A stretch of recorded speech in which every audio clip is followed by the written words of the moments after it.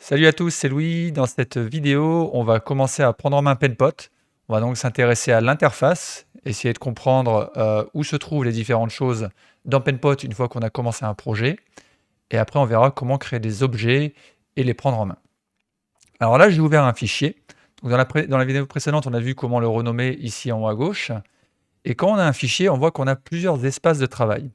Alors, on a un espace ici, vous voyez sur la gauche, une grande barre verticale. On en a une similaire qui est sur la droite ici. On a une barre d'outils en haut. On a ici une toute petite barre qu'on va avoir aussi de raccourci. Et évidemment, tout au centre, on a le canevas, c'est-à-dire l'espace de travail qui est infini, sur lequel on peut zoomer, dézoomer, se déplacer. Ça correspond, si vous voulez, un petit peu à votre bureau. Imaginez, vous avez un gigantesque bureau sur lequel vous pouvez faire autant de dessins que vous voulez. Et donc, sur ce bureau, on va placer différentes feuilles de papier pour faire des dessins, des maquettes, des tailles qu'on souhaite. On va faire un premier zoom sur la partie de gauche ici. Alors, je vais zoomer un petit peu pour que ce soit plus clair pour vous. Sur cette partie, on a 3 onglets, calque, ressources et tokens. La partie calque, alors si vous faites un petit peu de graphisme, vous connaissez déjà ce terme.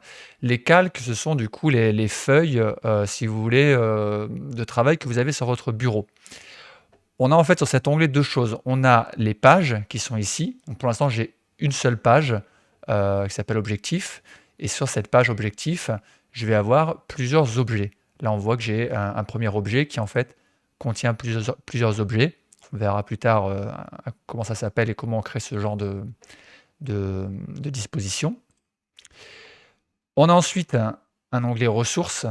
L'onglet ressources, on en parlera plus en détail plus tard, mais c'est ici que vous allez retrouver vos styles typographiques, vos styles de palette, vos couleurs, et aussi évidemment tous les composants.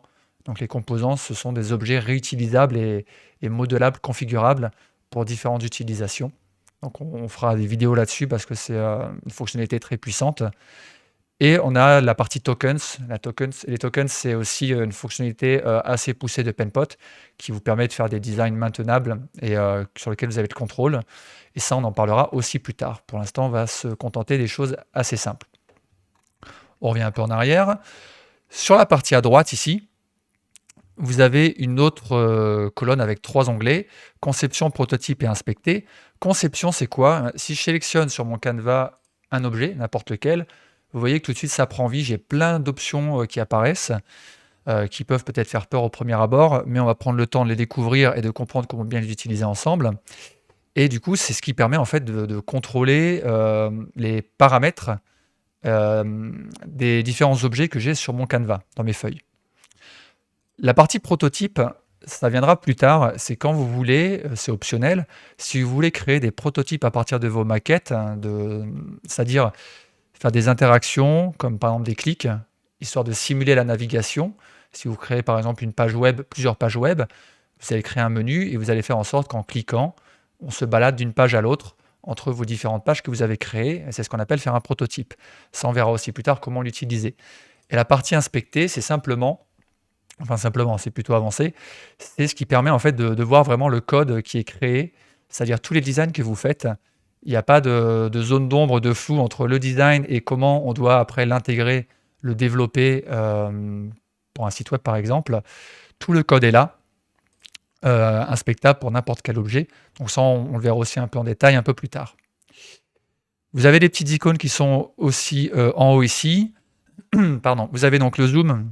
Vous avez ici l'option, je vais mettre le pointeur, ici l'option c'est pour laisser des commentaires sur le canevas, n'importe quel endroit, qui seront visibles du coup par l'équipe avec laquelle vous travaillez sur ce projet.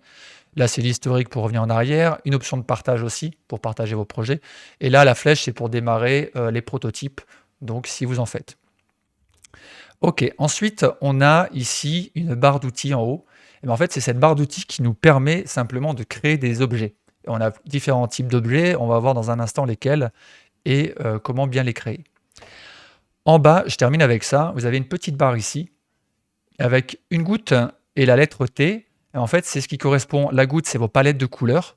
Donc vous voyez que là, je vais m'en mettre en zoom normal. Si je clique, ça me dit que j'ai pas de style de couleur dans ma bibliothèque, parce que c'est un projet vierge dans lequel il n'y a aucune bibliothèque, rien du tout. Donc il ne sait pas quelle couleur j'ai. On verra comment en créer. Et pareil pour les typographies, si je clique, il me dit qu'il n'y en a aucun.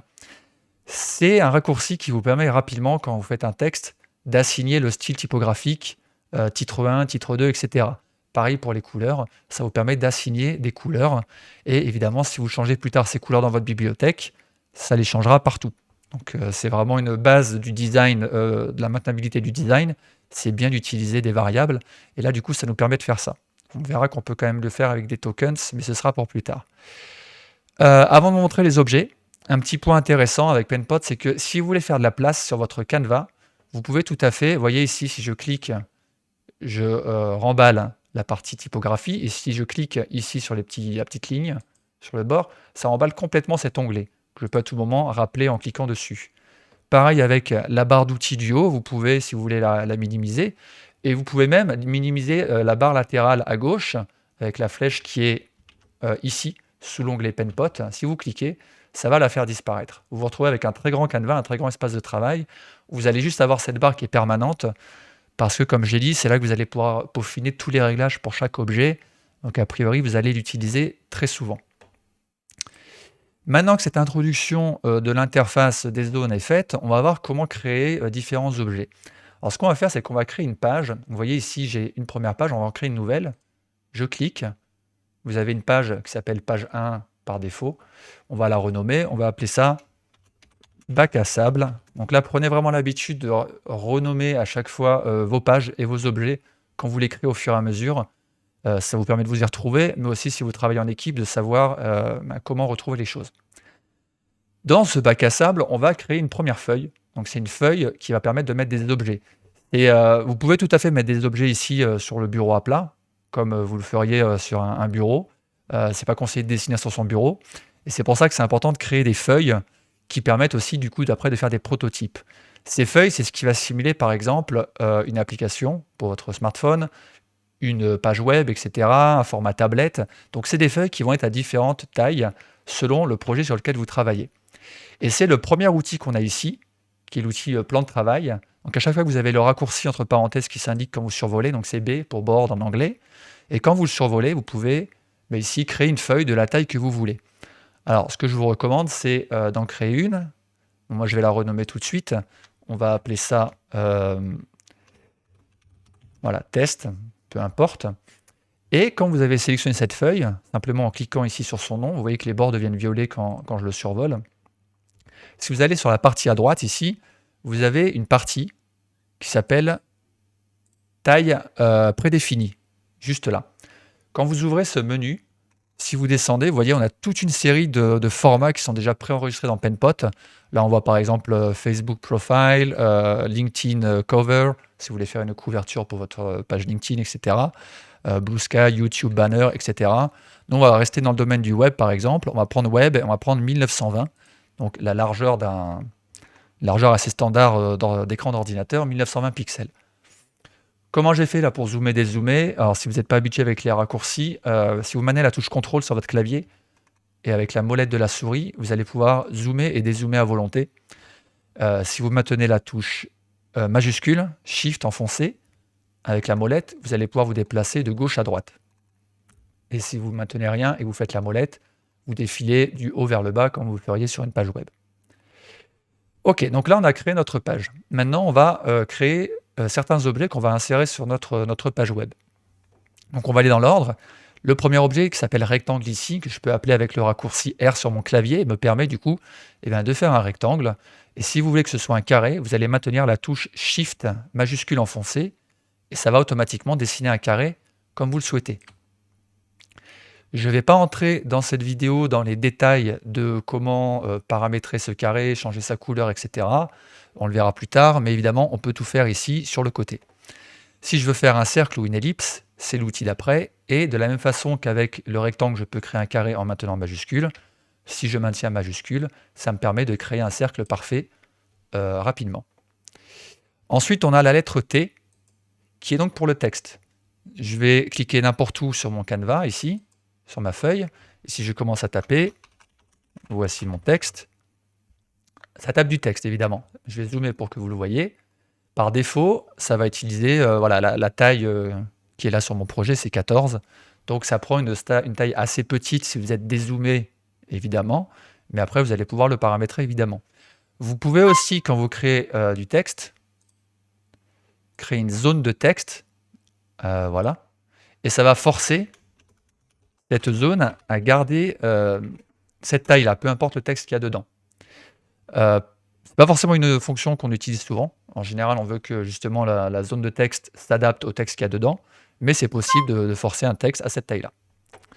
Ensuite, on a la partie image. Donc si vous cliquez ici, ça va ouvrir votre explorateur de fichiers et vous allez pouvoir amener l'image que vous voulez.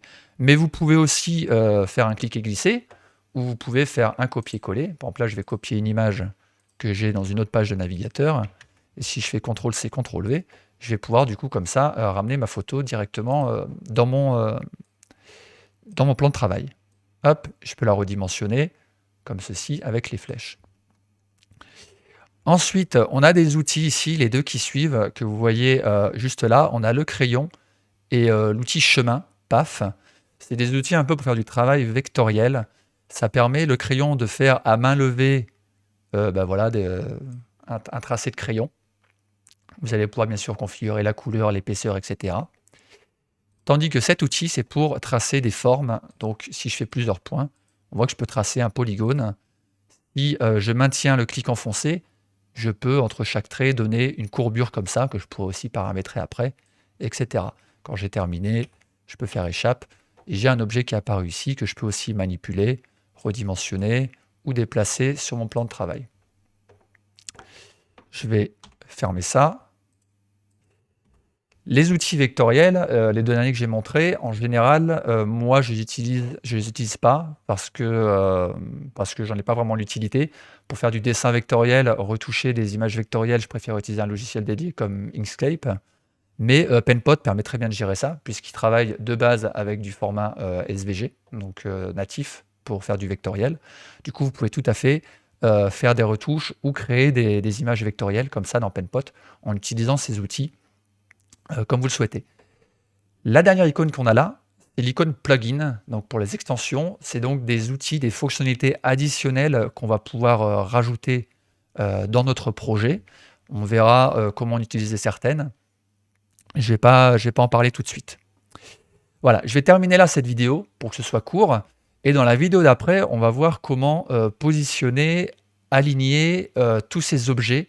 On va voir qu'il y a différentes façons de travailler pour que vous réalisiez les alignements et les layouts que vous voulez avec les différents objets. N'hésitez pas à laisser un commentaire si vous voyez des choses que j'ai oubliées dans cette vidéo. Et je vous dis à bientôt pour la prochaine vidéo.